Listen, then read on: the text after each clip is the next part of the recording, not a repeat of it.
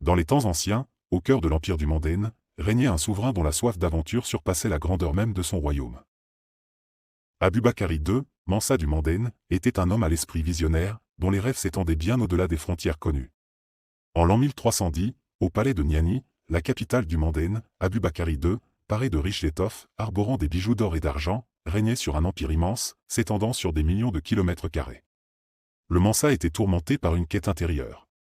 Alors que le soleil se couchait sur l'horizon de l'Atlantique, Abubakari II s'échappa du faste de son palais. Les griots répétaient le nom de Sunjata, fondateur de l'Empire, mais Abubakari rêvait de laisser sa propre empreinte dans les sables du temps.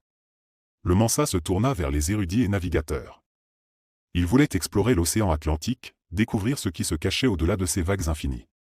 Les ingénieurs du lac Tchad furent convoqués, les navires sur les fleuves Djoliba et Sénégal furent étudiés. L'empereur fit construire une flotte de 200 navires de différentes tailles. Le jour du départ, il ordonna aux marins de ne revenir que lorsqu'ils auront atteint la terre. Des mois passèrent sans nouvelles. Jusqu'au jour où un marin revint, c'était le capitaine du dernier navire à la queue de l'expédition. Et raconta qu'une partie de la flotte avait été aspirée par un courant mystérieux. Loin de se laisser abattre, le Mansa ordonna la construction d'une flotte de 2000 navires sur les côtes de la Sénégambie.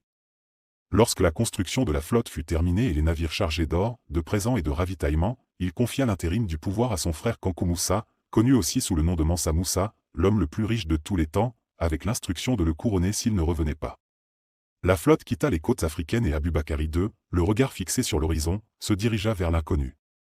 Ainsi, Abubakari II, Mansa du Mandane, demeura non seulement dans les mémoires de son peuple, mais devint une légende, un pionnier dont le rêve audacieux dépassa les frontières du connu, pour explorer l'inconnu.